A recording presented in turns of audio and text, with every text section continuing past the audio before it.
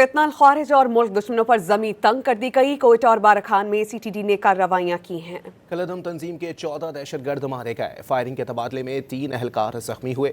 डेरा इस्माइल खान में customs check post पर दहशतगर्दों के हमले में एक एहलकार शहीद, दूसरा जख्मी हो गया।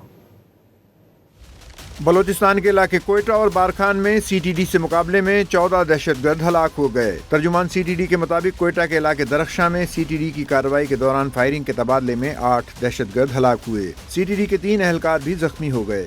हलाक दहशतगर्दों के कब्जे से असलहा और गोला बारूद बरामद हुआ है। दहशतगर्दों का ताल्लुक कलदम तंजीम से है।